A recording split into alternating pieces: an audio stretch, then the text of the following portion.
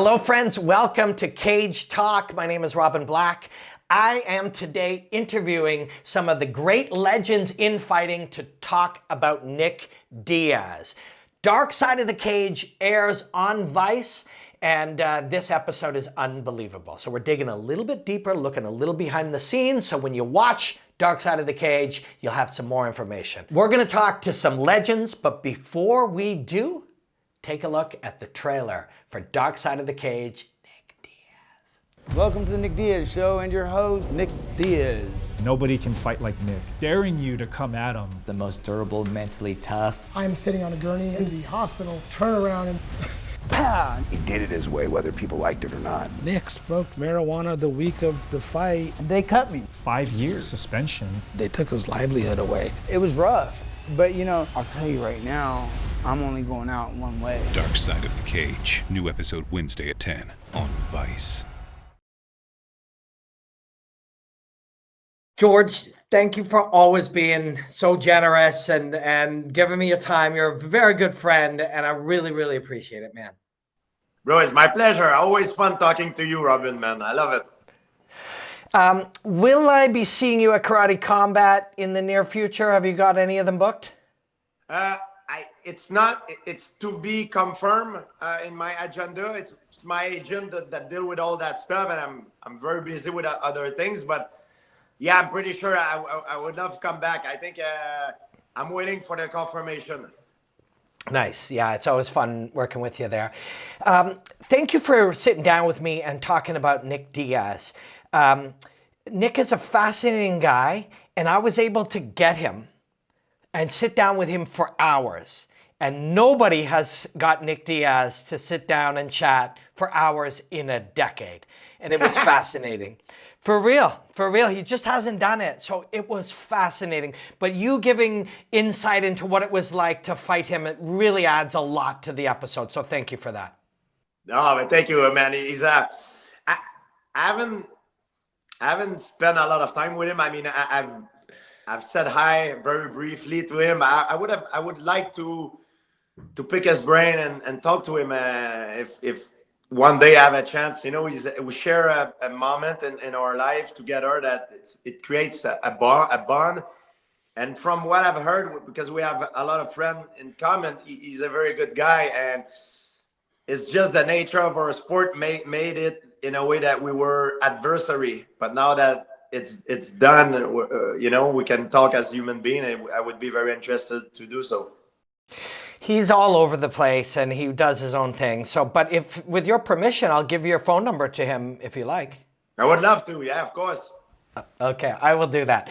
I don't know where he is. I mean, he's all over the place. If I can somehow help him to make money in a way that we could do something together to promote something for the fans, and then everybody would be a winner, like him, me, the fans I'm sure would love to see us doing something together. I would be thrilled. And I think he would love that too. Nick realizes that people care about him. He realizes that people admire him. But his life is your life is very organized and very structured, and his is very unstructured. But it'll mean a lot to him to hear that if you could help, with business or things like that, it'll mean a lot to him to hear that, I think. Yeah, maybe an instructional videos that we put on together, like whatever. Could be like I'm just showing something out there. It would be cool, yeah. You two in a gi playing, that would be really cool, really, really cool. So when you were getting ready to fight him, you didn't know him. You got ready to fight him twice, correct? One of them got canceled. Is that true? Yeah. I was. I tear my ACL, if I remember correctly, and with no ACL you cannot fight. So it's actually. Yeah, exactly. So I was doing my rehab, and like he was taunting me, saying that I was afraid, and it's normal, like to get people excited for the fight, to promoting it, and I get it. That's what it makes the fan excited, and it creates more hype, and it was cool. Yeah. You have a real, and you're learning all the time. No matter how much where you are in the realm of mastery, you're always learning. So your understanding of how people use talk and provocation has grown and will still continue to grow as a strategist. But there have probably only been a few times in your life where people actually did get an emotional reaction from you. And I'm sure Nick Diaz is one of those people, right? Yes and no in the same time. I think it's very important in combat sport to always keep a calm and strategic mind at all time, always focusing on the objective, not on the subjective. Because ultimately, if you focus on the wrong thing, on things that you do not have any sort of control, you're wasting a lot of your energy doing so and a lot of your time. For example, what people gonna think about me? What is he gonna do? Am I gonna win or lose? These are stuff that ultimately you do not have control. The things that you do have control in is the thing that you do, only yourself. How you feel, you as an entity does not exist. The only thing that matters is the objective, the things that needs to be done for you to slope the odds in your favor and give you the victory. And these things needs to be done at all costs. And these are the principles on which I'm going to battle with, and I always, try to keep a clear mind about it. And sometimes it's very hard because there's so many distractions and it's a very egotistic sport. You have a lot of pride into it, and it's hard to stay in a straight line while you have so many distractions that can make you deflect on one side or the other. And that, I think, was one of my biggest strengths, to be able to stay focused on the objective. George, everything you just said about what is in our control and concentrating on that and working on that and trying to not worry about what is not in our control and staying focused and staying calm, all of that applies to most things in life, yes? Absolutely. It's the same thing if you're going to negotiate a business deal, like business deal, or you're going to ask your boss for a raise. You have to focus on the things where you're strong, brings the strong point, in the conversation, not the things that he has an advantage over you. Same thing when you're going to ask a girl on a date. You need confidence and to bring your strong point. Showcase what you're good at, or that what makes you look good. And a big key also into all of this for success and performance, whether it is in sport or social or business, it's confidence. And confidence is the key. And the way you build it up is with practice, work. And not only work hard, work smart and practice. Put a lot of time in your preparation, and then you build up your confidence, because you can have all the skills in the world, and if you don't have confidence, and this an analogy that I use all the time, it's like someone who has a lot of money in his bank account but no way of accessing it. You need the skills, but you need also the confidence that comes with it, and this is very important.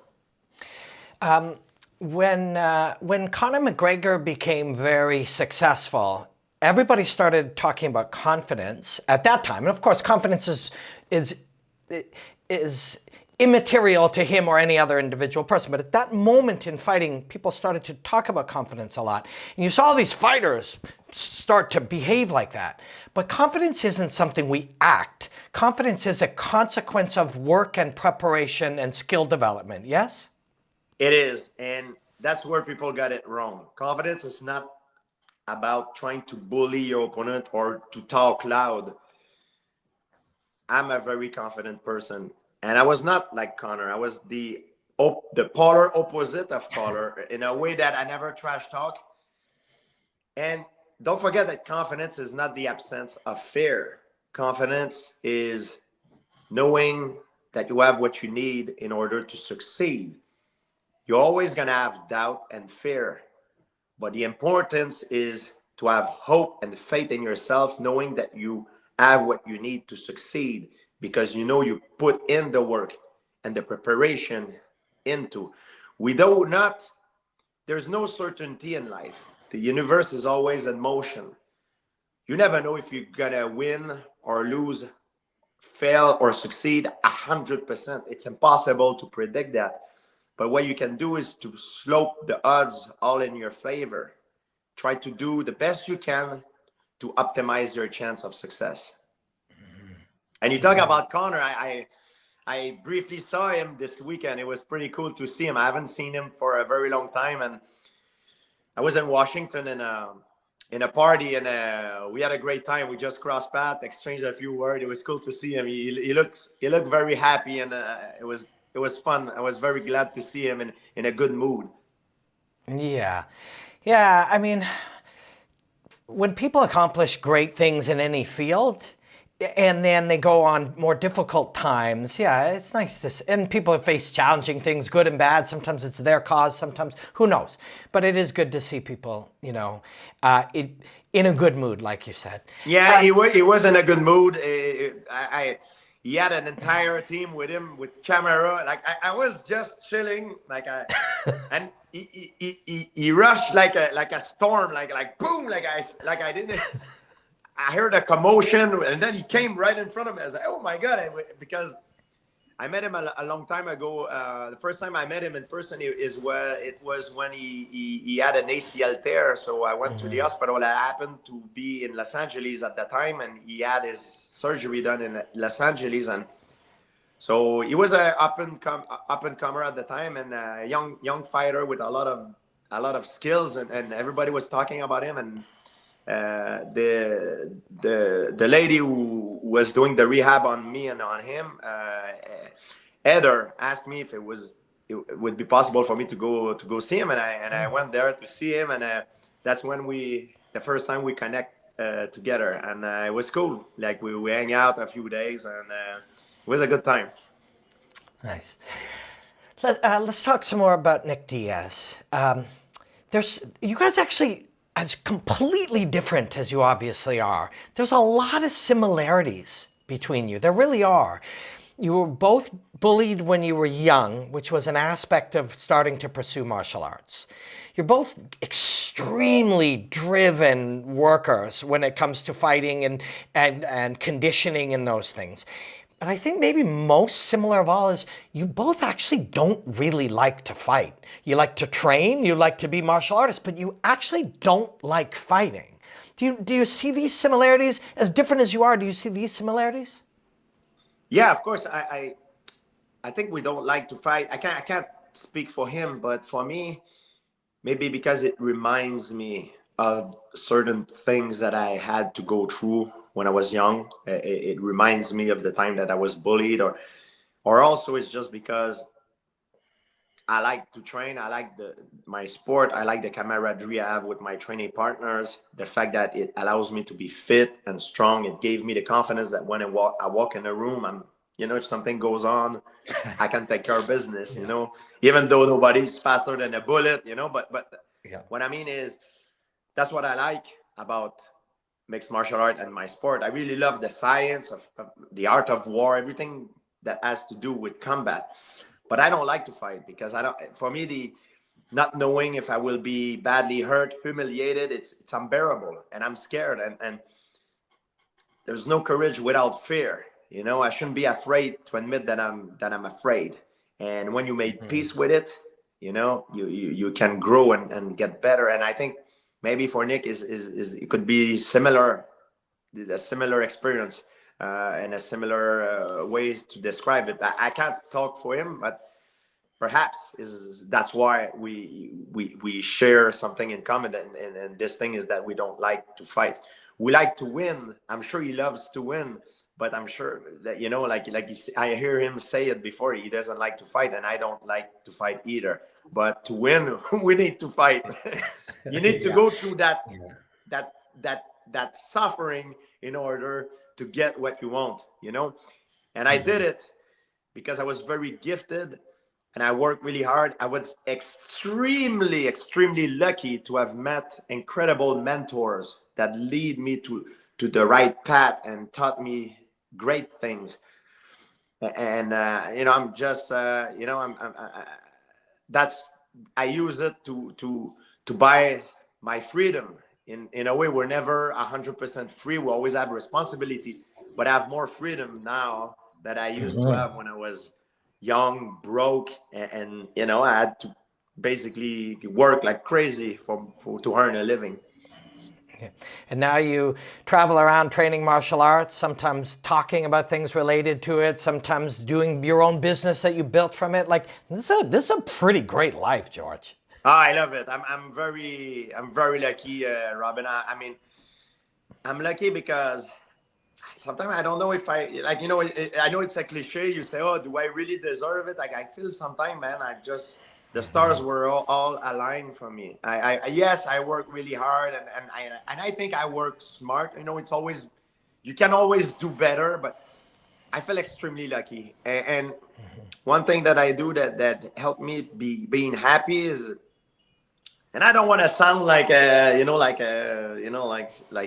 someone crazy, but before I go to bed at night, I always try to remind myself how lucky I am. Yeah. And before I close my eyes, I always remind myself what I need to do to get better in order to obtain what I want. And right after that, I remind myself how lucky I am and how thankful I am for what I have. And when I wake up in the morning, is the opposite. I wake up, I start by reminding myself how lucky I am to have what I have. And I fit the second thing, because I starting the day, to remind myself before I stand up and go and wake up and go through my day, I remind myself what I need to do today in order to get closer to my goal. So so before going to bed is I do one thing, and when I wake up I do the other thing in reverse, and that's why I try to do that every day. I don't do it every day, but I try to remind myself to do these things every day. And I think it's a little trick for people that sometimes they wonder if they're really happy, because things can always be better, of course. But sometimes when you do that in your head, you realize that things can be so much worse than they are right now. Yes, it can always be better, and you always need to work hard to drive, but it could always be worse. So you have to remind yourself this in order to stay happy. It's true. We've chatted inadvertently about probably two real secrets to being happy. One is being grateful while also having goals. The other one is really paying attention to what is within your control and dismissing what is not in your control. And a third one of them is kind of being present. Like right here, right now, this is what we're doing. You're talking to me, I'm speaking with you, Chase is shooting, people are observing it, we're present. We don't want to live too much in the past or too much in the future. Having said that, you mentioned winning and how enjoyable it is. There's something about the memory of fighting that is a more meaningful memory than many, isn't there? A memory of winning in MSG or whatever. There's something about the memories of these moments that outweigh how hard they were to do, yes? Yeah, and a big part of it, I believe, is because of the risk. Bigger the risk, greater is the reward. And we take so much risk. And not only we're risking our lives, because you can die out there. Maybe you're not going to die in the octagon, but maybe the damage that you will receive will make you die younger. So there's a lot of risk. It's very primal. You're on survival mode. And not only physically, but also mentally, because we all have a lot of pride. As a fighter, one of the things we have in common, we have a big ego. We have a lot of pride. And you need that if you want to be successful in combat sport, because it's so egotistic. But one thing you realize is that when you retire, this pride needs to fade out a little bit, because if you keep it, it might give you some issues in your everyday life. Being a fighter and having that crazy pride is important for performance. But to be a better person in life, sometimes I think you need to water it down a little bit. And that was one of the hardest things for me when I retired, trying to dissipate that ego, that pride that I carry. Because now you're talking to me in front of the camera. I know a lot of people are looking at me, so I try to look good. You only, when I'm in public, you only see my good side. But I'm a human being. Like I have a lot of pride, a lot of issue. You know, and I want to be right all the time. And you know, with people I care about when we have an argument. And this is something, especially I see that is very common among fighters. That freaking ego, that bad ego and pride that we all have. And once you retire, you need to make peace with it and try to let it go a little bit. You know, you still need it, but sometimes just like let it go. You know. Yeah. I mean, again, this is one of those things. Yes, that's true for a fighter, and that's true in fighting, but it's true in life too. You know, it's a valuable thing in life, like so much of what we talked about today. Before I let you go, George, with gratitude, like I said, if I'm speaking with Nick again, and I do speak with him intermittently, I will pass him your number. Is there anything else you'd like me to tell him? Is there something else I could tell Nick Diaz from George St-Pierre? Yeah, I mean, if I ever can do something for him or helping him, and for me, I don't want, and I'm not saying that to be nice, and like tell him, give him my number, call me in private, and what we talk, it's private. This is only between him and I, and you know that's one thing I can say. And this with Nick, I'm not saying that for all the guy that I fought, because some of the guy I fought, even though I don't have problem, I wouldn't want, because we're different. You know what I mean? Yes. Certain people you feel like you could connect. You have something that could be, how do you say, compatible. You know, but some guys, it's not that I don't like them. It's just certain of the guys that I'm like, you know, is not my style. You know, too much. So you know. Yeah. But Nick, I do feel like I could maybe somehow like be very compatible in a way for friendship, you know, to yes. And I would like to pick his brain because he's a very intriguing human being. Yes, he really is. And so are you. And the truth is, I know you both. I'm fortunate enough to know you both. And you two will, like I said, you're much more similar than people realize. And he will appreciate it. And I will send him your number, and I will tell him that. George, thank you so much, man.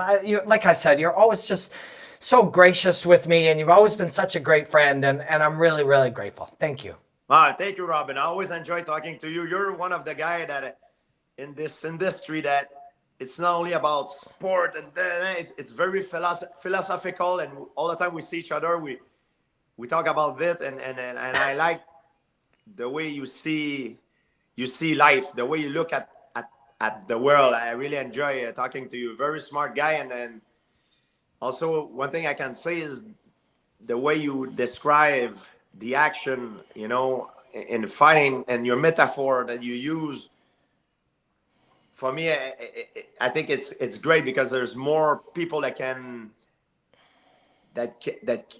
understand, you know. And I think it's fantastic. You're doing an amazing job, and you're one of the best at it. And I think you're maybe the best at it in terms of describing and making metaphor in order to make people understand what really is going on during the action of a combat sport. It's pretty cool to watch. You know, I learn a lot watching you doing it, and I really enjoyed it. Thank you, brother. Have a wonderful day. I can't thank you enough. Thank you, Robin. Good to see you, man. Cheers. Mayhem Miller, thank you for hanging with me, and man, I'm super grateful. Thank you for hanging. Hey, no stress, bud. Nice to be on. I don't know what I'm on. Listen, I signed up to this on the strength of a man named Rich Chu, so I don't know what the hell I got myself into, but you know, by all intents and purposes, it sounds pretty dangerous and scary. Yes, well, it is dangerous and scary for the average mortal man, but for me, I was just going to say I shouldn't have jumped in there. What is scary for a regular person can't be that scary for Jason Mayhem Miller. I mean, look, but they bred fear out of the Millers for many generations, and then try to breed it back into us with prison time. Right, right. You mentioned Rich Joe. He is our mutual friend, and he was just saying how good you're doing and how happy you are and how good life is. Is that accurate? I mean, look, the guy is a well-known truth teller, so obviously he's telling the truth. Well, that's good to hear. I'm glad to hear it. So this is called Deeper into the Cage or Cage Talk. We talk about Dark Side of the Cage, the episodes. Season 1, Nick Buddy, Diaz. I haven't watched any of them, and now I'm afraid Perfect. he's gonna stick me on there without my express written consent. Well, I will get your written consent, but I wouldn't do that to you, but you don't know me very well, but you know Rich, and Rich wouldn't do that to you. Two things. One, I want to talk to you about Nick Diaz, because there is season 1, we have an episode of Nick Diaz. But before I do, season 2, we really want to do an episode on Jason Miller. Such an episode only works if Jason Miller's doing well now and can walk us through his life, the ups and downs, the challenges, overcoming. You appear to be doing well, and I think such an episode would be interesting to people. What do you think? I think it's a good idea only on the fact that YouTube was inundated for years of what happened to Mayhem Miller. Mayhem Miller. And like, it was just nightmare after nightmare. Even when I I didn't see those until I started doing real good, where like everything was going right for me. And then I'm like, oh shit, damn, this is why people were looking at me crazy in the grocery store. Oh, this is why everyone moved out of the way at Starbucks, because the propaganda out there made you think that I was an absolute psychopath, which, might not be that far from the truth. Just a little bit. I mean, look, but here's the thing, right? That I learned in my years of being on the dark side is that if you go down that path, you have to be dark. Like, there's no other direction to be. Like, you can't. Once you start walking on that dark path, you got to be the meanest and craziest guy in the room. And if you're not, then you lose your spot. So it's an unfortunate byproduct of American society that if you live outside of the law, that you have to be the most vicious, animalistic, crazy person. And then when you jump back on the other side, you really got to be as wholesome as you can, because the alternative is a really, really bad place. That's a hard swing, though, from full psychopath to as wholesome as possible. But you seem to be doing it. Like, you got a regular gig on Adam Carolla, being wholesome as all hell, right? I know. Yeah, you're right. Yeah, for me, it's not that extreme. Like, for me, there's a reason they call me Mayhem. It's not, just about the fighting. It's because I have a tendency to go to extreme. So now that I chose to be like Mr. Nice Guy, good guy, then I'm extreme like Hello Kitty. You know what I mean? Like, everything is beautiful for all the damn time. And it's a new era. And I just had to let go of this era, the back once things got dark, I fully embodied it. And instead of living like that, where I was in a constant state of torture, I just decided to rise up out of it. It wasn't easy. I had friends and people that were there to help, and a network. You start to develop a network. The big thing is that I had snowballed early in my, right after fighting was over. I kind of snowballed in all this negative things, where things kept rolling down bad. And I didn't understand, because I never worked my way up. I didn't understand that you could snowball positive. And so that's what you're seeing now. You're seeing the fact that I've been doing, that hippy dippy thing. You manifest what you put your energy to. But it's true. It's true. I mean, you could use different words, and probably I might spec into that for some type of YouTube creation where I go, okay, how do you snowball positive? And that's what's happening. I started putting my intentions towards positive things and, working within the law and doing things correctly, for lack of a better term.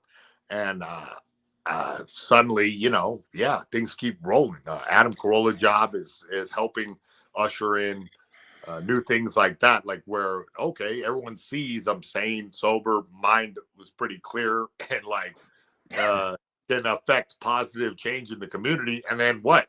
Here I am, keep doing it. Some people call it the upward spiral, where you start to make one small change, which leads to a healthier body. And then you make another small change, which leads to some gratitude. Make another, and a few of these things, like a little upward spiral. And that's what you're living right now. I'm happy to hear that, man. And also the benefit is that, okay, everyone knew me before I went dark, and they knew I was a good guy. They knew I was like very helpful and like, part of a team. I like to be positive minded, help. And then with context, you can kind of understand why I went that direction. I like kind of was on the outs, and I didn't know any other way but to commiserate with the people I was commiserating with. And look, that's just how it goes, So now I have the benefit of people remembering the old Mayhem and then bringing back this new Mayhem who's very similar to the old Mayhem. That's great to hear, man. And it's also why I was talking to Rich and others. When you see the Nick Diaz episode, you'll be like, yeah, I want to do that next year, because these are episodes that are told best when people do come out the other side. I'm personally, and a lot of people are like this, we don't just want to see a story where people went through hard shit. It only makes sense if later something good comes of it. If you see, there can be falls and setbacks, but it's overcoming them that inspires other people, right? You actually are in the Nick Diaz episode, a guy who in the reenactment plays you. He's got a little red stripe, throws a punch that starts a brawl. Tell me about that moment at the Strikeforce. And now you're taking liberties with reality, okay? I don't know if I even threw a punch and started the brawl. I knew that I was in a brawl, that's for sure. But yeah, look, I don't know. I can't speak on this Nick Diaz episode. And as I understand it, that story is ongoing. I don't know if you guys released that thing a little bit early, because it sounds like Nick's getting good and getting all together somehow. I don't know. This is the rumor I heard. And let me tell you, I hate to interrupt, but we sat down with Nick. We sat down with him for hours. Nobody sat down with Nick Diaz for hours in the last decade. And Nick was kind and sweet and thoughtful. And he told us his story from youth through, and yes, he has faced all kinds of challenges and setbacks in his life. But the Nick that we sat down with was doing very, very well. Right. He looked good. He was happy to tell the stories. Mayhem, the reason you haven't seen the episode is when we're chatting, it's not out yet. But it's a beautiful episode. It's a beautiful story of a guy's life that isn't a straight line. It's not easy. But Nick is as you probably know, is a very inspiring guy in his own right. Yeah. It sounds like it. Yeah. I mean, and I'm really glad that, he got a lot of press coverage because he was doing a lot of things out of character. And I have a lot of compassion for that. I can see how it's pretty easy to slip into that. You get the wrong people around you, and and I'm not just blaming them, but you get the thing about being a professional fighter is that, you have to tap into some fearlessness. Like, you just don't get scared of anything. And that's a double-edged sword. Yeah, you can do some heroic things, but you can also do some really terrible things to yourself, because you're not scared of the consequences. You're not thinking about that, or you're just fearless in general. It happens. There's a reason why soldiers and that's why I work with emerging veterans and players, which is this type of charity to help guys out. Because there's a reason that soldiers and professional athletes both have this stereotype of going off the rails afterwards. There's a strange thing that happens to you where your adrenaline doesn't get up unless you're doing something really crazy. And it's easy to fall into that trap, and it's hard to tamp yourself down to be wholesome. Yeah. I did see recently somewhere, somebody quoted you saying that you'd love to chat with Nick and reach out if he needs anything. Did you say that? Did you see when he appeared to have some challenges? Interviews talking about that, because I was kind of frustrated and mad because, Diaz like had a fantastic career, and I feel like he definitely has a network of people that are around. But oftentimes, when you fall off in that dark spot, everyone gets scared. And like, who's going to tell Diaz, like, hey, man, you need help? Like, no one. Like, it's really hard, Nick, because I had the same problem.